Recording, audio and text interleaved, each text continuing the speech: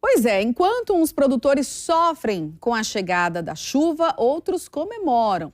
Os produtores de soja do Distrito Federal estão animados aí com a próxima safra. A chuva chegou, segundo eles, na hora certa. A expectativa para a colheita de 2024 é grande.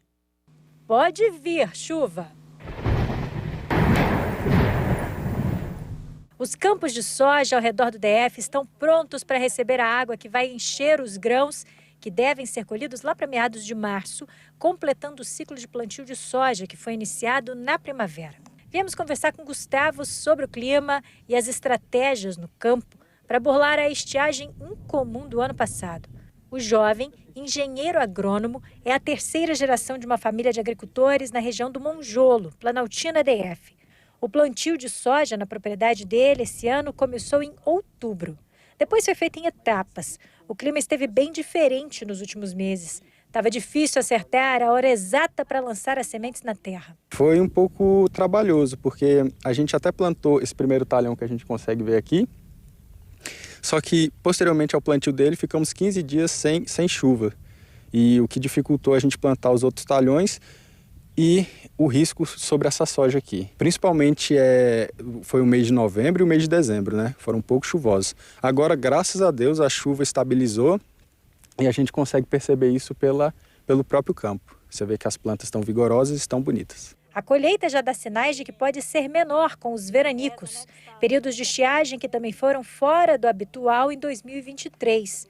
Tudo por causa do tal El Niño, fenômeno meteorológico que aquece as águas do Oceano Pacífico e deixa o clima, digamos, meio maluco. Com o tempo de estiagem diferente, choveu em menor quantidade e em menor número de dias. A gente plantou 16 sementes por metro e nas contagens que fizemos ficou mais ou menos entre 12 e 11 sementes. Então isso prejudica, né, a quantidade de plantas por metro, consequentemente a produtividade. A soja tem ciclo médio de 100 dias nessas terras aqui do DF. Com o clima por aqui, normalmente as sementes vão para a terra em época de chuva para brotarem. Para burlar as travessuras do clima causadas pelo El Niño, Gustavo tem usado técnicas de manejo e tecnologia para garantir a produtividade. A primeira estratégia é o plantio direto, que você faz o plantio das sementes sobre a cobertura vegetal, você não revolve a cobertura vegetal.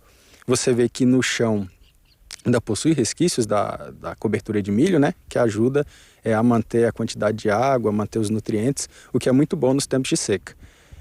Outro fator é a gente usar novas tecnologias de novas cultivares, mais tolerantes à seca, e tentar também manejar adubos para que depois, quando vier chuva, você também conseguir nutrir bem elas para que elas sejam fortes. A gente está andando aqui agora porque o Gustavo quer pegar uma planta para mostrar para a gente um pouco a respeito do manejo que é feito para driblar essas intempéries, essas maluquices do clima. Gustavo, vou deixar você passar na minha frente para você escolher aqui, então, uma planta para mostrar para a gente o que você observa aí com uma certa rotina nas plantas para saber da saúde delas. Conta para a gente. Uma das coisas cruciais para o desenvolvimento da soja são a nodulação, que são essas bolinhas que ficam nas raízes, que quando você tira uma e quebra, ela tem uma coloração rosa, né? Alaranjada. Isso significa que a planta está fazendo uma simbiose com bactérias que auxiliam ela na síntese de nitrogênio. Aqui também tem bastante galho. Exatamente. Você vê que na composição dela você percebe vários galhos. E você percebe, quanto mais galhos, mais a possibilidade dela formar vagens. Então você vê, em cada galho desse tem pelo menos mais ou uma ou duas vagens. Aqui vão ser os grãos de soja que logo, logo vão ser colhidos. Exatamente. Nas próximas etapas, essa vagem vai começar a encher os grãos dentro dela. Agora, para ter essa planta com todos esses elementos aqui que você está me contando, existe muita tecnologia, conhecimento empregado para você adquirir esse resultado aqui. Exatamente. Não só por parte do produtor, mas por parte também das empresas que desenvolvem as tecnologias. E aí a chuva agora é fundamental para poder alimentar esse pezinho de soja aqui. Exatamente. Alimentar o pé de soja e formar os grãos. Perfeito. Encher esses pequenos canivetes aqui que você estava me contando. Exatamente, encher as canivetes. De acordo com o CONAB, Companhia Nacional de Abastecimento, a safra de soja que foi iniciada no ano passado para ser colhida daqui a alguns meses teve atraso registrado em todas as regiões produtoras do país devido às irregularidades do clima. Até o dia 2 de dezembro de 2023, 83% das áreas haviam sido semeadas, enquanto na safra que começou em 2022, 90% das áreas já estavam plantadas no mesmo período. Gustavo tem ouvido de outros produtores sobre a possibilidade de uma produção menor este início de ano. Alguns que recorrem a financiamento para a compra de insumos podem até se enrolar financeiramente. Infelizmente, outros produtores, principalmente produtores que pegam financiamento com bancos, eles tendem a sofrer mais com esse tipo de problema. Por quê? Porque infelizmente, a lavoura, ela é um fator de risco, para o produtor. O produtor investe o dinheiro dele na lavoura, mas ele não sabe se vai ter a rentabilidade, não sabe se vai conseguir colher. E um clima maluco assim atrapalha muito. Exatamente, só piora as coisas. Mesmo com o desafio climático, o CONAB projeta aumento na produção de soja em todo o país. O último levantamento, registrado pela companhia, prevê o cultivo de 45 mil hectares de soja no Brasil, número maior em 2,8% ao da última safra, e uma produção estimada de 160 mil toneladas, inferior em 1,4% ao último levantamento, mas ainda 3,6% superior à da safra de 2022-23, recorde de produção até então. O agricultor tem que torcer bastante para chover neste início de ano.